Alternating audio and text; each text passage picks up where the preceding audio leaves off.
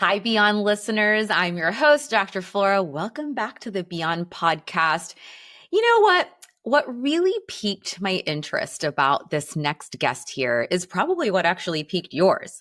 A personality that was seen as polarizing and villainous on Netflix's Emmy-nominated show, Indian Matchmaking. Aparna Shewakramani became an overnight ambassador for women demanding to be heard, not only in their love lives, but basically in every space that they occupy. You know, what was seen as polarizing and villainous, I actually saw unapologetic, rightfully guarded, and strong-willed. None of that being negative in my book.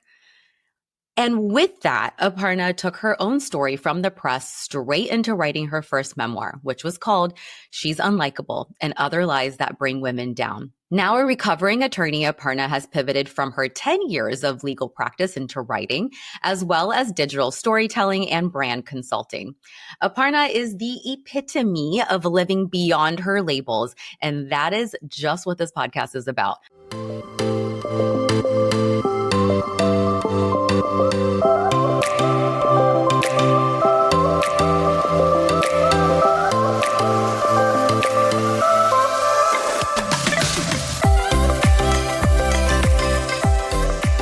Hi, everyone. You are listening to Beyond, and I'm your host, Dr. Flora. Listen, life is hard. You don't have to do it alone. As a mindset coach, physician, mom, and an infertility warrior, I have mastered techniques to help move you towards contentment and growth. I can't wait to go along with this crazy-ass life journey with you while making sure you feel like your best self. This podcast is meant to have you feel unstuck from your rut and less alone. Let's do this. Aparna, welcome, welcome, welcome. I am so excited to have you here, and I'm excited for this conversation to come. No, thank you for having me today. So you were dubbed the villain of Indian matchmaking. And you know my opinion, I just said this, but I love how you reframed that label into basically a symbol of empowerment. And my question to you is, do you think South Asian women have to be quote unquote villains in order to actually own their voices? I don't. And I don't think that even at the time in 2020 that a lot of people thought that. I mean, that's why that word polarizing really came about. I could have definitely fallen into, the drudge of, oh, I'm a villain because I'm strong-willed or ambitious or something. But basically people around the world were like, actually, no. And so they bolstered me up and they amplified this message so that I could grab hold to it and really explore that. What does it mean to be this kind of woman as a South Asian? Indian matchmaking is also interesting because it was the first time we had seen on a large scale, like on a global scale, a cast full of South Asians in an unscripted way. I think Family Karma came out a few months before us on Bravo. But we were being watched in Kenya and Malaysia and Korea and like Hong Kong. And so it was the first time that we as South Asians got to live outside of our stereotype because we had to fill an entire show. So the South Asian woman couldn't just be coy or demure or sweet or princess. She had to be all of the things because, in our archetypes, we had to cover an entire breadth of characters. And I think that was interesting because we saw the playboy and the teddy bear and the princess and the villain and people had never seen it before, and it was jarring. And they came away with really strong opinions, not only about me, but about some of the other cast members. And it was interesting to see that this was just the first. And now I think that they're becoming more acclimatized to it.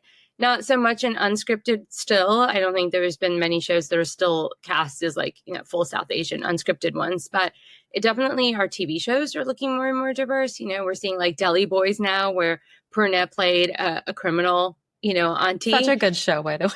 Yeah. And I read somewhere that the person who wrote it was challenged to make two of the main roles a woman. And so the police officer and Purna were originally men. And they were rewritten to be women. And I thought, well, even that's a different play in the scripted world, a challenge for our writers to really turn things on their head and see characters in a different way. So I think we're moving along quickly. And in 2020, it was new and novel. And now I'm thankful it's not. Yeah, I think that's a great way to look at it. I think it's more within our own society, our own, small bubbles and communities. I know growing up, I was seen as outspoken. I wasn't very tactful growing up. I learned along the way, obviously. I just said shit like it was, and aunties didn't like it. My parents didn't like it. And I was seen as like the bad Indian girl. Don't hang out with her because she's doing and saying things. And when we say doing things, I mean dating, or I mean, being like a normal 16-year-old, Yeah.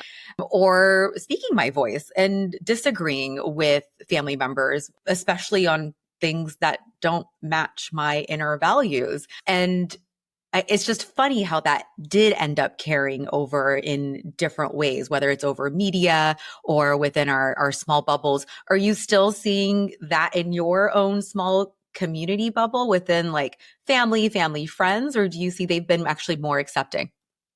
I was always the one aunties loved. So I did everything perfectly and they wanted their kids to hang out with me. And it was, I've always just been really close to my mom and the aunties loved me and everyone was like trying to make me marry their sons. And like, I was just like, no, I'm too young. I want to travel the world. But no, I never actually was someone that like stepped out against the grain, I guess, whatever that phrase is. But Yeah. so it was interesting to see me edited that way because everyone around me was so confused. They were like, but you're such a people pleaser. And I was like, I guess I'm not on the show. So what my best friend called me, and she's not South Asian, one of my best friends. And when the show came out, she's like, that was such a weird edit of you because they took out all of your warmth and your generosity. And yes, you say like off the cuff stuff. You have kind of dry humor. You're sarcastic sometimes, but like they took out all the context and it was really strange to see you like that. So this was actually the first time I was battling being unlikable. Like I was really popular in school. I was the president of all the clubs. I like was in the popular group. I dated all the, popular boys. And so like for the first time in my life, I was like, wait, who's this? And then I was like, interesting. So yeah, I think that for me, it's also very like, there's kind of some distance sometimes when people are like, you're this woman. And I'm like, well, I wasn't until they edited me like that. Yeah. But in a way I've gotten to lean into it, and be like, oh, wow, this is the way people view me and what an empowering way to be viewed. Maybe I can emulate that more myself. And so it's been really easy after the show to do that because also here's the thing about our little bubbles, especially our South Asian ones. The minute I went on the show, everyone was like, no comments to be made on her Yes. because she will never follow society's milestones. And we love that for her. And so no one has asked me since the show, when are you getting married? Nobody cares. They're like, wow, you're famous now. You're writing books now. So I kind of got to like step off the hamster wheel and be like applauded by aunties instead of being like chided or like pushed. And so I understand that's like a weird silver lining that came out of this. But to be fair, in my world, they never did that anyway. I'm in a pretty progressive bubble myself. We live in a big city. My whole family was educated in England. And so we just don't have like the mentality of so many South Asian immigrants in America.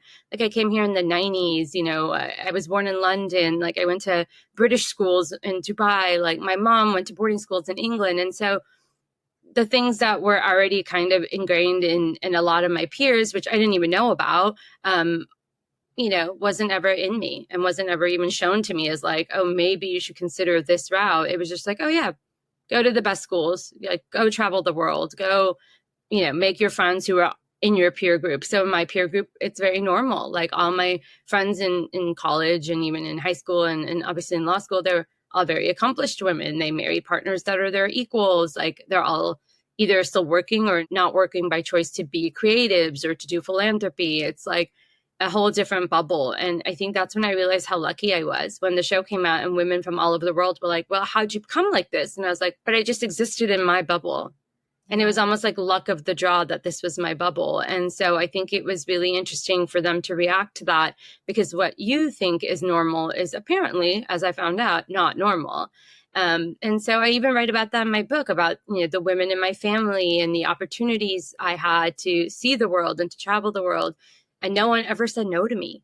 Like in my whole life, no one ever said no to me. Like, no, you can't go to that school. No, you can't be friends with those people. No, you can't wear that. No one ever said that to me.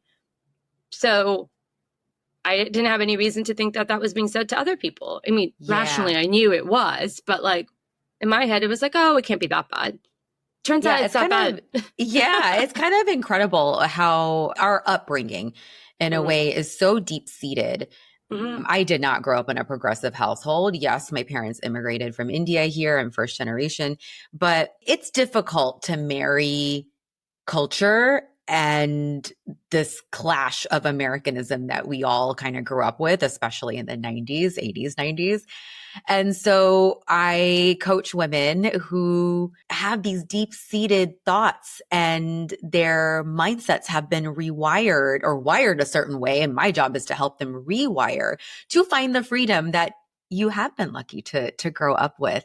And it is interesting that you brought up the edited version. I don't think a lot of people, I mean, it's obvious, but not obvious. A lot of people don't recognize the edited version of TV shows, of social media, of everything. Everything we put out there is an edited version. For example, this entire episode is not going to be aired. We're going to cut it down from a logistics standpoint. So I think it's interesting that people make such severe statements and assumptions based off of, you know, how long were the episodes? 30, 60-minute episodes. 30 minutes. Yeah, which were cut down from, I'm assuming, a lot of filming and a lot of hours in the background. Hundreds of hours. And so, and there were 7 of us. So even in one episode, there's 3 people's stories. So it's not like you even saw me on all 5. I mean, I was on 5 of the episodes, but like for 10 minutes here, or 6 minutes here. And like, I've never actually added up how many minutes it is of me, but like, it's not that much to give like a whole arc of a person. And so it's interesting too, because I was watching Love is Blind with my mom, I don't know, maybe a year or 2 ago. I don't really watch much TV, but we happened to turn it on. And she, by the end of the episode, was like, well, that girl's just not going to make it, is she? She's not going to have that guy. And I was like, Mom, like literally we were edited, like, and you still haven't gotten it. And she's like, oh. And she had caught herself. It's human nature. It's absolute human nature. And that's okay. But we need to catch ourselves. We need to kind of pause, self-reflect a little bit and be like, okay, a lot of us live in the gray zone, right? None of us are like black and white personalities. And there is a lot of nuance to human beings. We can't take the edited version of TV shows or Instagram. And I know why they have to edit it like that. Of course. I'm making my own unscripted show, and I'm looking at the way that we build story arcs, even in unscripted shows, and the ways that we have to show character evolution, even in unscripted shows. And so it's interesting now to be on the other side, to be the creator of my own show and be like, I see it now even more clearly. It's not like I didn't see it right when it happened, but now that I'm actually creating and developing and being like, okay, where will this arc go? How will this character develop? We have to make it a lot more severe in the beginning to make the audience more sympathetic or more rooting for her by the end. And I'm like, oh, that's what they did. Correct. Correct. Interesting. Can you share more about this unscripted show that you're behind? Yes. Yeah. So we have not sold it yet. We are in the late stages of development. These shows take many years to develop, as I found out. But it's really exciting. It's kind of like a travel meets wellness show where I will be traveling through India, talking to different spiritual practitioners and trying to find, you know, in this pop culture moment of manifestation and building the life we love. And in this post-COVID world where we're all looking for words like alignment and authenticity, like how do we actually tap into that? And how do we give up things in our life to tap into that? What will we sacrifice? I think a lot of people think you just gain. And I have learned in the past 5 years that when you gain, you lose. And when you lose, you gain. And that is kind of like the law of the world. Like I gained all of these really cool things when I got this opportunity after the show to grow my social presence. I also lost a lot of things. I lost anonymity. Like we were in Vietnam for my birthday trip, my friends and I, and people in Hanoi were like screaming out my name to have pictures with me. And I'm like, crazy. Well, I just kind of want to be in Hanoi with my friends. Like, and I was just in Paris and people were like stopping my mom and I in the Tuileries Gardens to take photos with us. And like, it's very sweet, but like, it's also kind of weird. I describe it now as like, you know, when you're walking in a dark parking lot at night and you know it's empty, but your car's like in the middle of a well-lit area and you're walking towards it and you have the keys in your hand and you're kind of like scoping, and rationally you're like, no one's in this garage. Like I would hear them. I'm safe. Like I've been in this garage a million times. Like I know I'm safe, but you're still like aware. that's kind of like what it's become for me. Like people are everywhere, just like observing me and consuming me, even off their televisions. Like the farmer's market in New York, I was there a few weeks ago, and like people that weren't even saying hi to me were like nudging their friends or like taking pictures of me without my permission. And I'm like, that's weird. Yeah. Yeah, people take pictures of me in restaurants while I'm eating. People take pictures of me on the subway, and I'm like, it's actually less creepy if you just ask me to take a photo with me instead of just like pointing a camera at me and pretending that you're not taking a photo of me. But that's a lot. That's a lot that I sacrificed without even knowing it, without even really my consent. Like when I first got on the show, I would have never known that this would have happened to my life. And had I known, I probably would not have signed up for this show. Interesting. Yeah, I think I am actually a relatively private person, and like this lack of anonymity is, I don't know, it's interesting. It's not like something I really enjoy, but I mean, it is How what it is, have right? you changed your mindset around that, given that you have gained so much, right? So many opportunities. You did a career shift.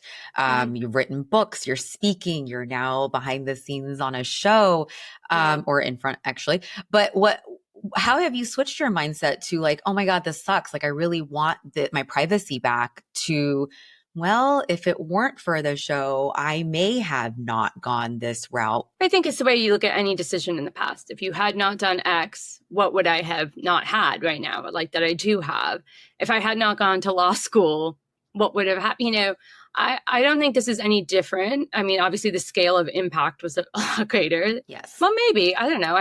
Not had to be, but I chose to be a lawyer for 10 years after, which was miserable for me. So maybe the scale of impact was a lot more there. But yeah, I think it can be I enjoy all of the opportunities, by the way, that I have created for myself. Much of it is helped by the show, but look at every other person on the show. 100%.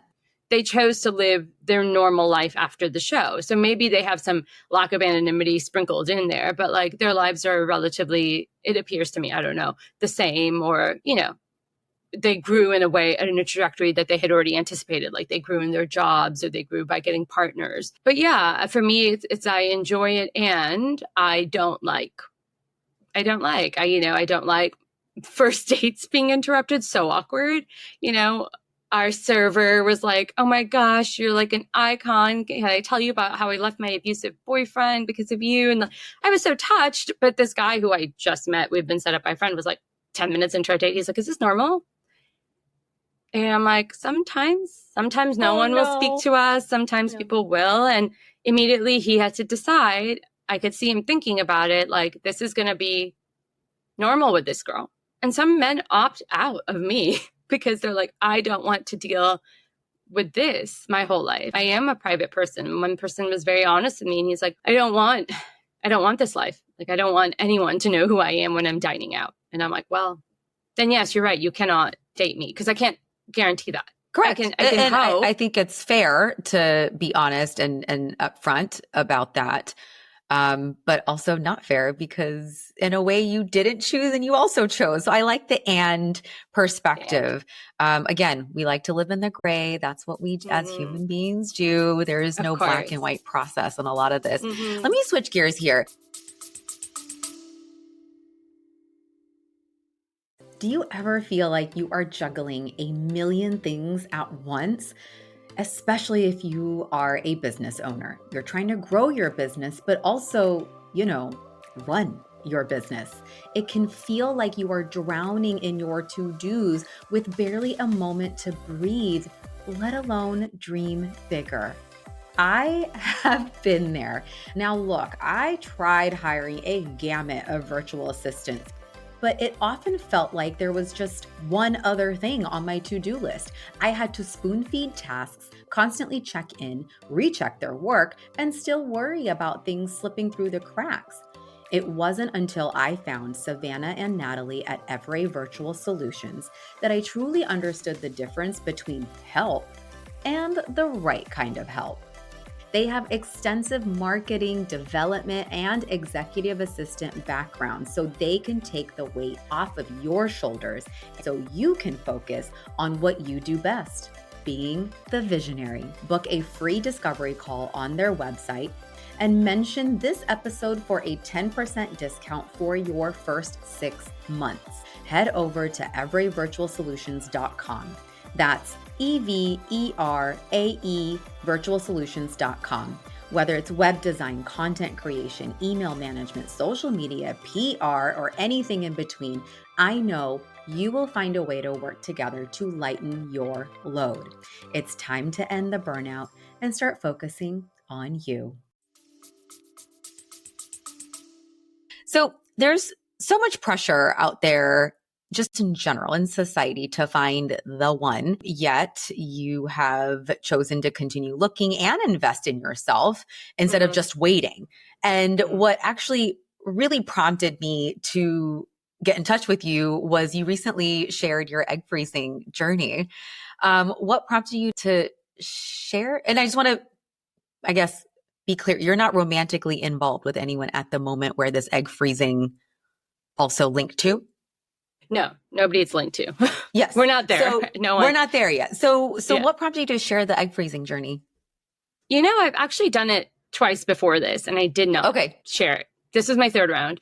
And I didn't share it the first two times because I didn't want to deal. I am a private person and I didn't want to deal with potentially seeing some things that would hurt me, mentally. Like, people are very able as keyboard warriors to say some really mean things to you. And I think that an Achilles heel for me, honestly, is that I haven't been able to find my partner. And of course I want to. I went on the show with the really strong desire to, and I still haven't been able to, quote unquote, achieve that.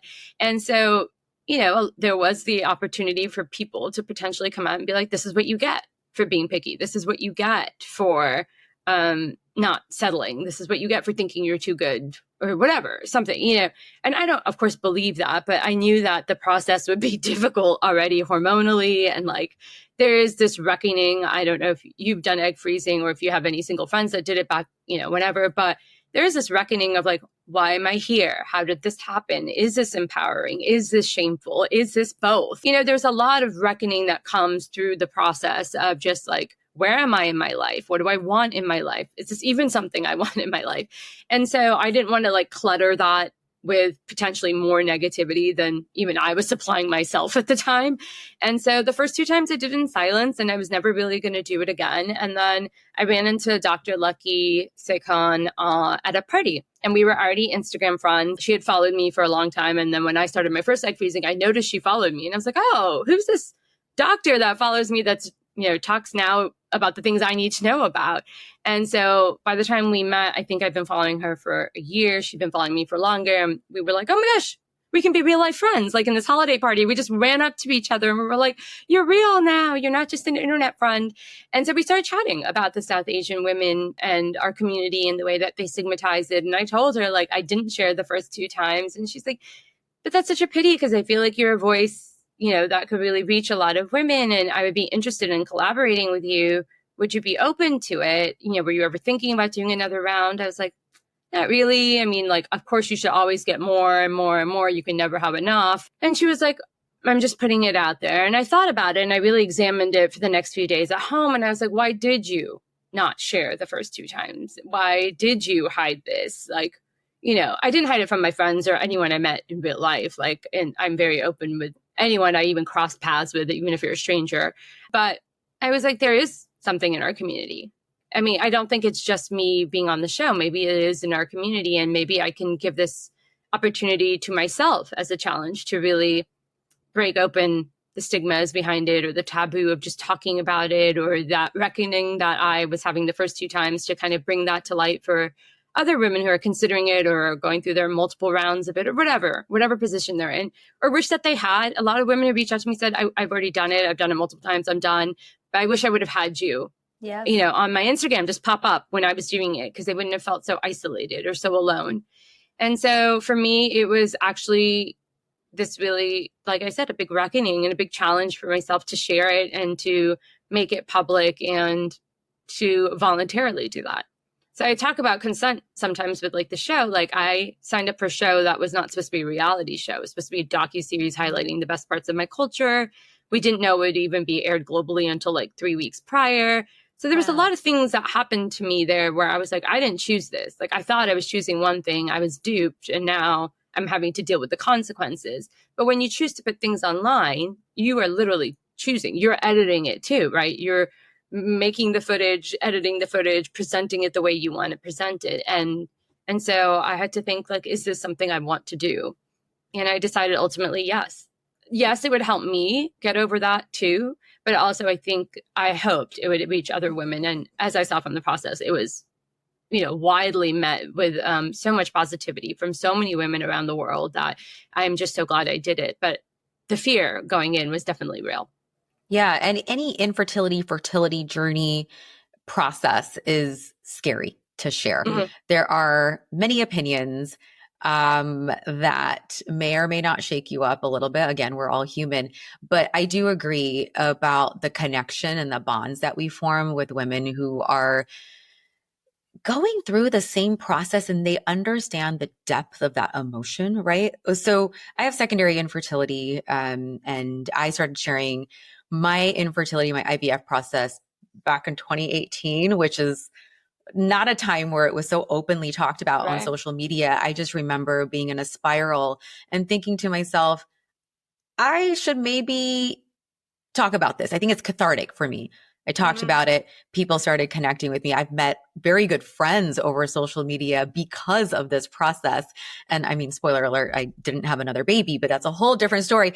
But I still get DMs and messages and emails from women who are either currently battling secondary infertility or infertility in general. They're in medicine and they're, trying to balance everything as far as being a physician and growing their family. And IVF is, as you know, it's a whole second job between the medications, the shots, the vaginal stuff, the appointments, the blood draws, the ultrasounds. And at any drop of a hat, all that shit can change in a second. And it just throws off your entire schedule because our bodies aren't following the textbook because that's what humans do. So I think it's really interesting how something that is scary and or painful can bring a lot of bonds and connections and really truly help people feel less isolated. This whole process, again, regardless of where in the fertility journey anyone is, it is isolating. It's isolating from your partner. If you're going through it with a partner, it's isolating from your friends who don't know exactly what is happening. And hormones are up. They take a huge toll on your mood, your personality, physical changes. It's a lot to go through and it's all voluntary. Yeah. That's what really, you think about that. You're sitting in that waiting room at 7 a.m. waiting to be poked and prodded from every direction. Every direction, every orifice. And then you're like, I chose this. I'm paying for this.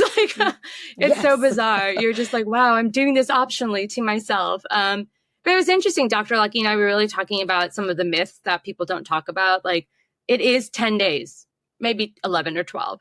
And so many women, I tried to really get together 2 or 3 points that are like these huge myths and kind of repeat them. And so many women are like, really? It's just 10 days? And I'm like, did nobody tell you this? It's literally, it sucks. It's horrible. I'm not diminishing its effects on your body at all, but it is 10 days. And we've done some terrible things for 2 weeks in our lives. And if you feel like this could be something you could endure or want to endure, then consider the timeline of it. So there were so many simple things that I thought people just knew. Because again, in my circle, especially in New York, it's hard to find a woman who hasn't done egg freezing in New York City. Actually, I don't know if I know anybody of my friends who hasn't done it. And so even the ones who are married are like, oh, I made embryos with my husband in my early 30s, because I was like, I don't want kids for 8 years or 5 years, So in that circle, it's so normal. And then again, you expose yourself to the entire world because my followers are from all over the world and it's totally different. And you're like, wow, it's again, another lesson in the worlds that we live in and how they're not really reality. Maybe it's reality upon reality. It's our own little reality. Absolutely. But there are so many different variants from our own reality, what we grew up with, whether it's traditional, non-traditional. It is interesting. So being in Los Angeles, I feel like now things are more open now as in the last 5 years. But I still remember going through the pains of mental and physical of infertility. And my patients would be straight up asking me, like, why don't you have another kid yet? When are you getting pregnant again? And I'm like, ma'am, this is not about me. This is about you. Let's move on why you're here. I would have strangers come up to me in a park that I'm playing with my then toddler daughter. And they're like, oh, when is the second one coming? And I'm like, I don't know you. Where did you come from, auntie? It's so interesting that even though it's kind of normalized, it's kind of not. You will always be surprised by the other perspective, the other assumption.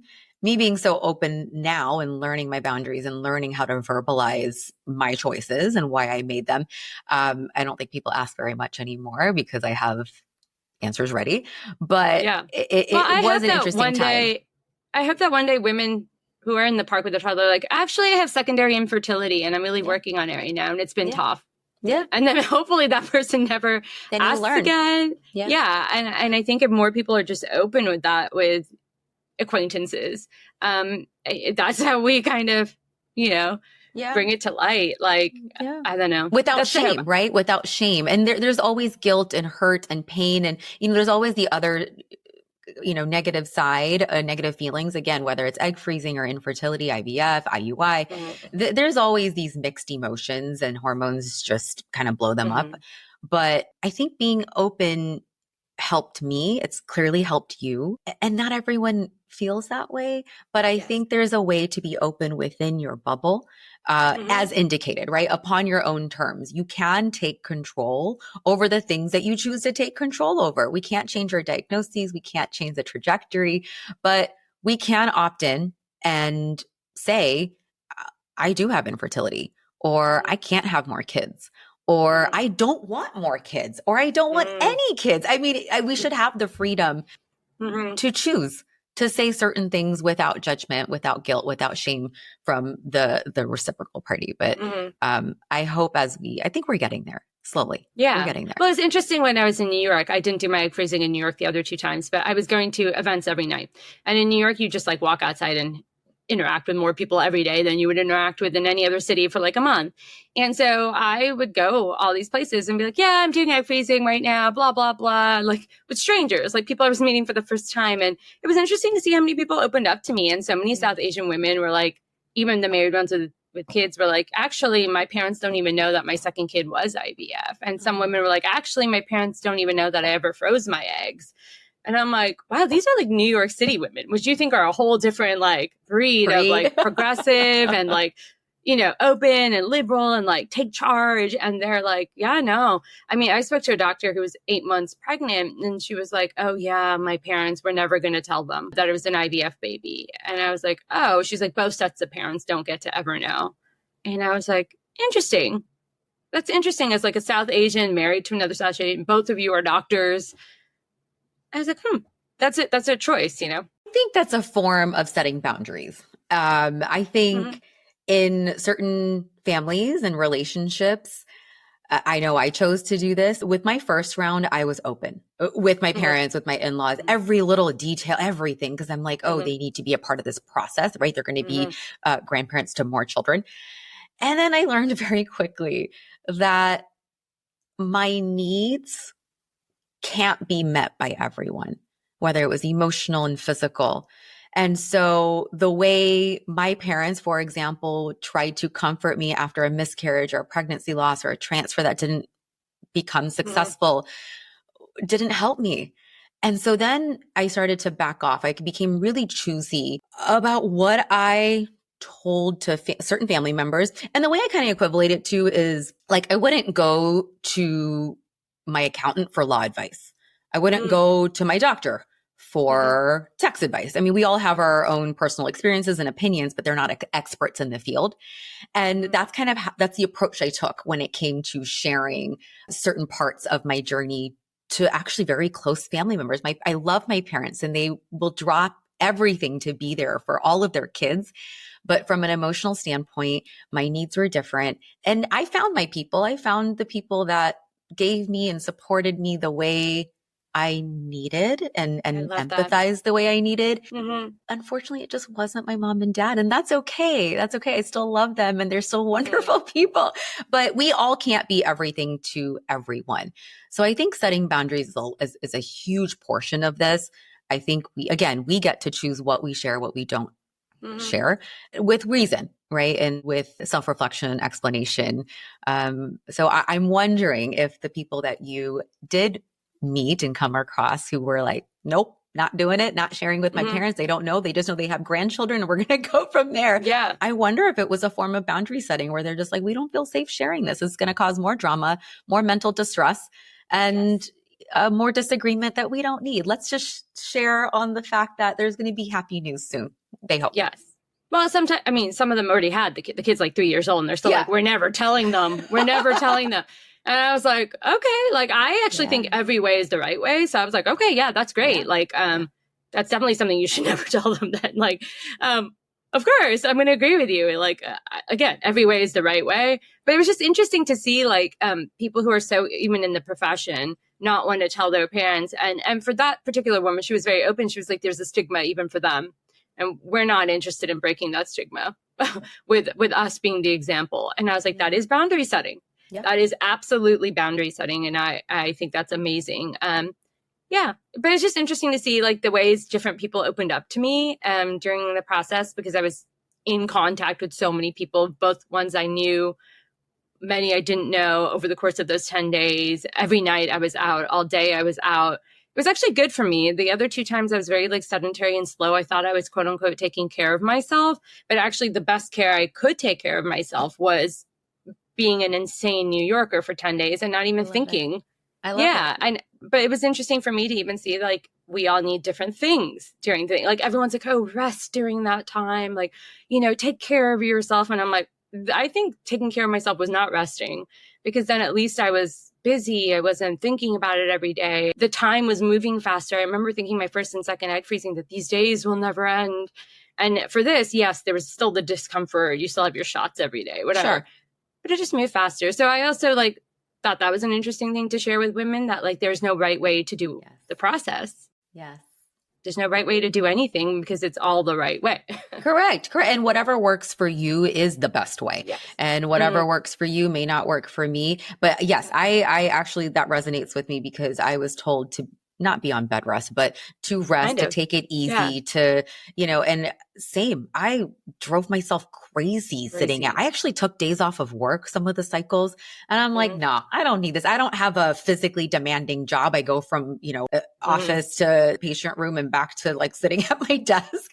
And I'm like, you know, using my brain, connecting with patients, connecting with my staff, getting out of the house, you know, just being quote unquote normal. My routine really helped me. It really had the time pass very quickly. That 2-week wait was miserable. I'd never want to do that. Miserable. The worst. Yeah. I hope I never have to do it again, but we will see. It is what it is. It is what it is. It is what it is. So you're proof that single women can quote unquote have it all, right? On the outside, career, travel, their own timeline. What is the one myth or two about singlehood that you're just tired of explaining? You're tired of dismantling over and over again? I think that's it. That like, we're okay with like all of the bounty that we've gotten, and that we don't really feel any like lost from not finding that person. Of course we do. So many of us, I'm like a hopeless romantic. I've always imagined my life with a partner. I see friends with their partners in such beautiful relationships of like teamwork and like having someone there for you. And I'm like, oh, that would be so nice. Like, I am so tired. Being single, especially as a woman, we get so tired, just like exhausted, like soul exhausted. You're just like, I don't want to do this alone anymore. And then you're like, but I was given no other option. And so it's really interesting to like get to those lower points in like exhaustion and not have someone to like uplift you. Offload. Yeah. Yeah. That makes sense. To those listening who are bogged down by the fact that, you know, they're pressured to find a partner, or they're feeling really low because they haven't found a right. That's the one part of their life that they haven't progressed in. What is your advice to keep going? Clearly you're doing it. You're doing well, and you are the right? You're doing all of the things. without a partner, yet you still want a partner and you're still looking. But what is your advice for those people? I do have women that come in like, I want dating advice. I want this advice. I want to know how to meet the right person. And I'm like, that's not my job as a coach or as a physician. Yeah. However, there are mindsets that I think we could take on together to help you open up your opportunities. But what is your advice to that woman? I don't listen to the people who are like, when you're not looking for it, you'll find it. I hate those people. I was like, I'm really at that point in my life where I better be looking for it every day. So like, I don't know. People want to like soothe you. And it's kind of like the fertility thing too. It's like people really do want to soothe you and say like, it's just not your time. You'll meet the perfect guy. Like it's this or that. And you're just like, okay. But I think what I would tell people is that like, we're given so many things in life and we're not given them all at the same time. So like I've been given right now, knock on wood, good health for now. I've been given wonderful family, great friends, an opportunity to pivot my career. Later, I may get a partner, but my parents are getting older, like their health might not be good, or we might face infertility. And so like, I think people think that this is like the one big thing that like will complete it all. But if they can look at the other buckets in their life and see, I hate to say this, but the gratitude in it, but also the understanding that like even those will go. You think you have it all except that. Well, later you might get that, but then lose some of this all. And so I think that there's an understanding that we have to have an acceptance of that. And yeah, sometimes we look at our friends and it's really hard to comparison with our peer group. You're like, well, that friend of mine has healthy parents. She's healthy. Her kids are healthy. She's got tons of money. She's living in the back. She doesn't have to work. And you're like, she had it all. Like, calm down. For now, in this moment, she might appear to you to have it all. First of all, we don't even know. But that could be for you one day. You might be the woman that appears that way. Like we will all have our moments. It's hard to say to embrace the one you're in if you feel a lack in one part, in one bucket, as I call it, my buckets. But I'm also going to then look around and be like, well, I've got really great opportunities right now in the other buckets. Like I really do. Like I would have never been able to do some of these things if I had a partner. And so maybe, not to go woo-woo on people, but maybe if this is your path, you were given this time to do the things you wouldn't have been able to do. You know, my Vedic astrology chart was read multiple times in my life. And I'm a skeptic on that, but yes and no, I don't know. But it said that like, if I got married younger, I wouldn't be able to be the person I'm supposed to be. So it actually says in my chart, you will try your hardest to get married before the age of 35 and you will not, but it is by design. You will not be able to do the things you're going to do if you get married young. And I was like, interesting. Like later when I had to face that fact, I was like, oh, and the chart always said, you're going to be famous when you're 34 or 35. And I was like, well, that's not true because back in the day when I think I got my chart read at birth, but then at 23, 28, and I was like, I don't sing or dance. Like back when I was 23 and 28. Yeah, that's true. The only people our age in their 30s that were quote unquote famous were like Christina Aguilera, like Britney Spears. And like last time I checked, I wasn't on the Mickey Mouse Club. And so I'm like, I can't get famous. Reality TV did not exist. You're right. And then when the show happened and the world saw it, like 30 million, 60 million, I don't know how many people saw it. My mom looked at me and she's like, what did those charts say? And we like pulled it up and then we're like, oh shit. Like they said it, like they really did. So yeah, it's interesting to see that.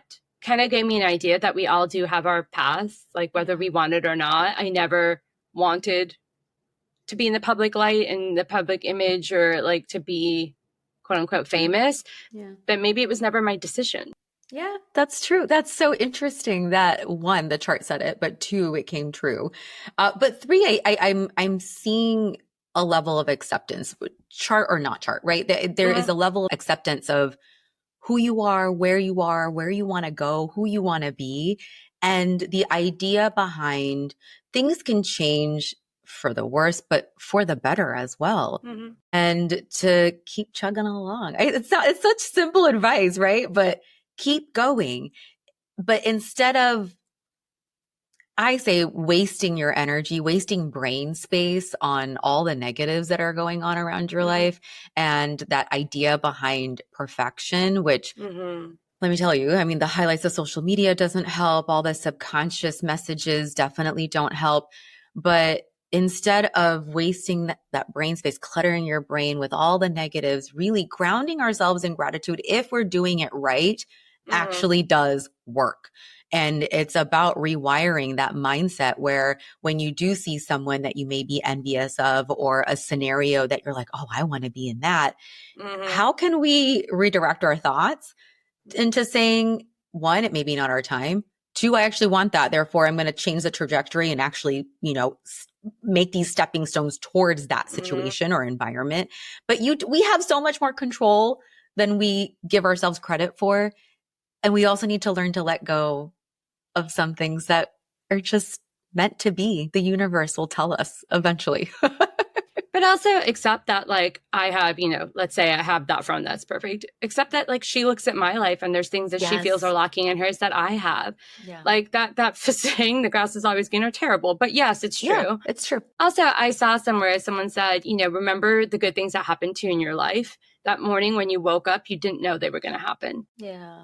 That's for everything. That's for the partner you're going to meet, for the opportunity that's going to be yours, for the health you're going to gain one day. Like, one day you'll wake up and that will be the morning that it all changes. And you don't even know what day that is. So, like, why be down on the day before it begins? Correct. You can choose. You absolutely. And I love that you mentioned the real life examples. I always say we all know social media is a highlight reel, but the people that we see in real life, unless you intimately know somebody, it's also a highlight reel. When you see someone at a party glammed up or coming with their perfect family or whatever you want and they have, you're seeing little snippets. You have no idea what's going on before, during actually in their minds, or after.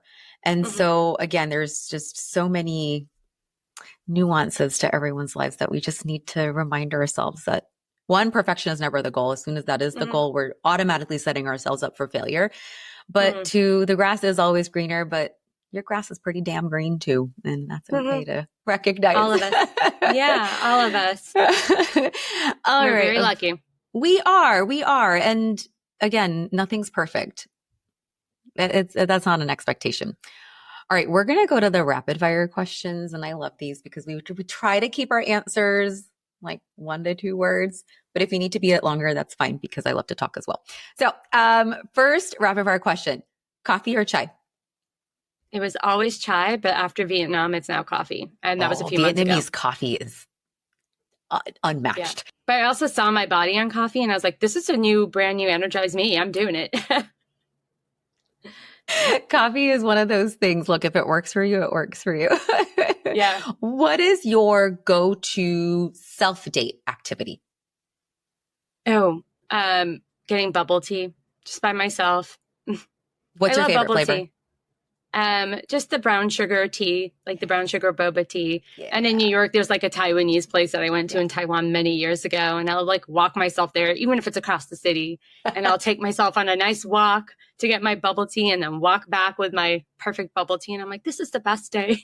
That sounds perfect. All it is me walking to get bubble tea. And I'm like, Sometimes that's all you need. A little bit of outside air, some bubble tea, and some activity. Done and done. Always.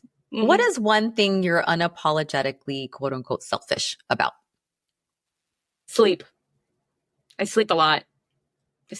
People are like, you have such great. I sleep at least 9 to 9.5 hours a night. Okay. Mm-hmm. That's amazing. I know. Everyone's like, you have such great skin. You look so young. I'm like, I sleep a lot. Simple. I was like, you don't even need skincare. You can just sleep. I think sleep is so underrated. Again, now we're moving in that direction, right? The wellness trends are coming, but the quality of sleep is just as important as quantity of sleep. I'm also incredibly selfish about my sleep. I love my bedtime. I love my bedtime routine. I love getting up early and just getting shit done. I love my alone quiet time in the morning. My daughter and my husband are both night owls and they love to sleep in, and they thrive after 9 p.m. I mean, thrive. I'm at 9 p.m. I'm like, bye, I'm done. I'm going to just cozy up in my bed. And I'm good to go. Well, it's weird. I've always been like a sleepy person. And I'm like, why don't I just honor that? I just need Good more for sleep. you.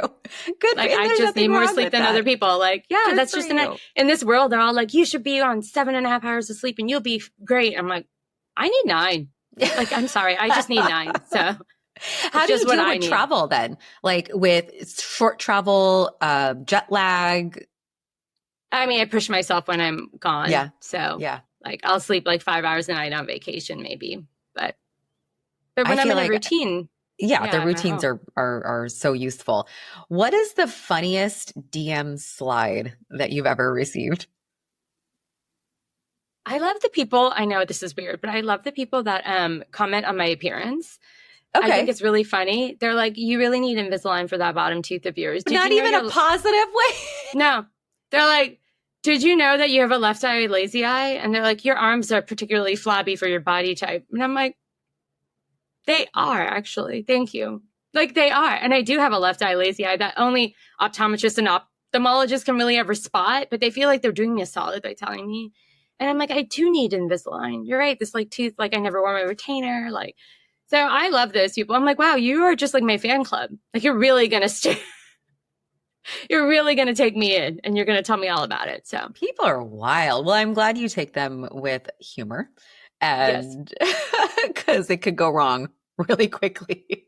Yeah, well, What is one thing about you that people assume that is completely wrong? I think we touched on it before that I've always been like this outspoken. I've like battled people pleasing my entire life. And so I don't know. I think there's so many things that the show broke me out of the cycle from, not only society's cycle, but also my own of like pleasing people. Cause I'm like, oh, I really can't. The end. I really can't. And so then I just kind of had to like live my life.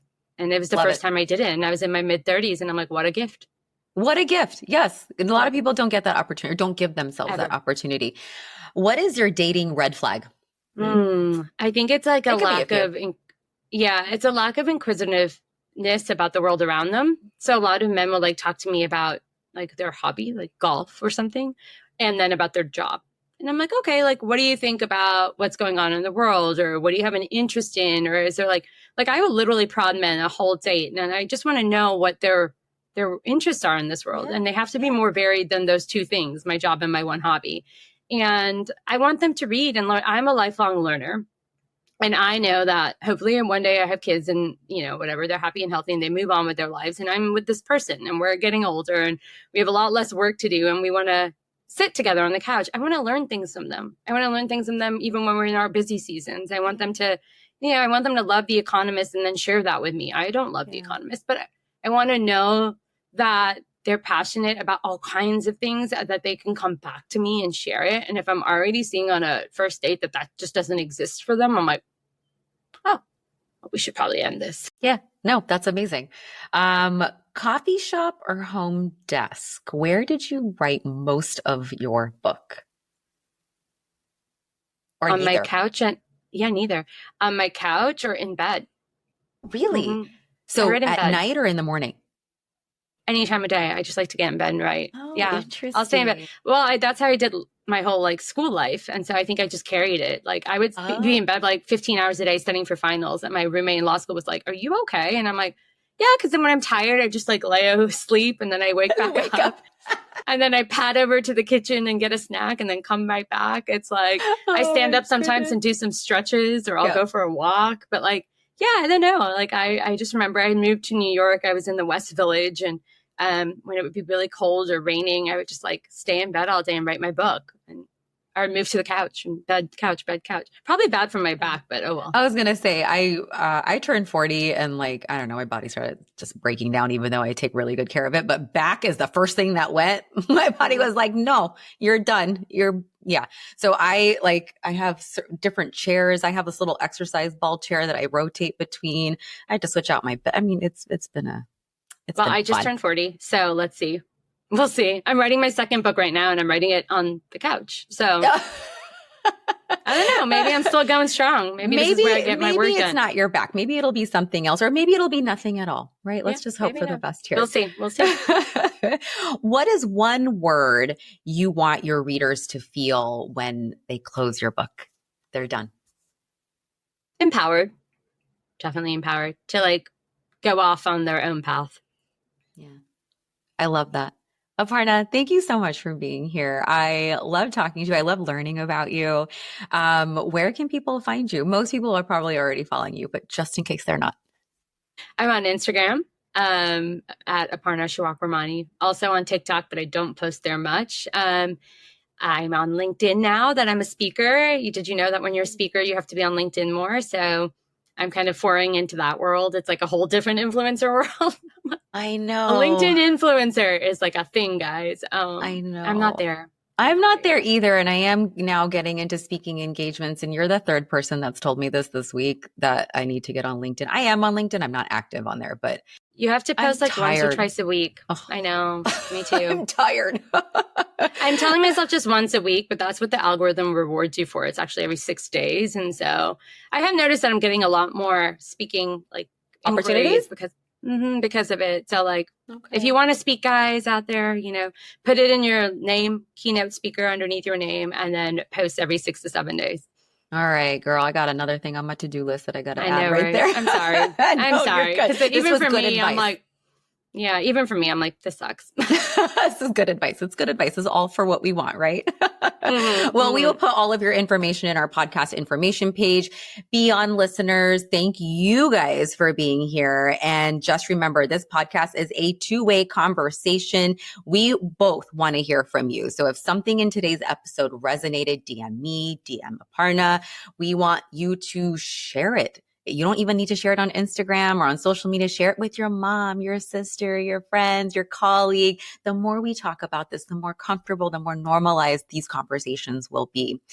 Let's continue to help each other live beyond our labels. And the best way to support our show here is to follow button on your listening platform. Leave a quick rating, review. Your support truly, truly does mean the world. There's a lot of work that goes behind the scenes on this podcast, but it is for you guys.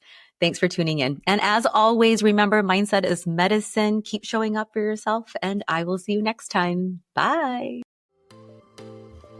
Thank you so much for joining and spending your precious time here with me. As someone who prioritizes her energy, I am so grateful that you chose to spend yours here. To help me help you, please take an extra 30 seconds of your time to rate and review the podcast on your listening platform. For more tips and a behind-the-scenes look into my life, follow me on Instagram at Dr. Flora Sinha. That's Dr. Flora Sinha. Finally, connecting with you truly fills my cup. So DM me on Instagram, email me at florasinhamd@gmail.com. Repost if you love this episode. I love hearing from you.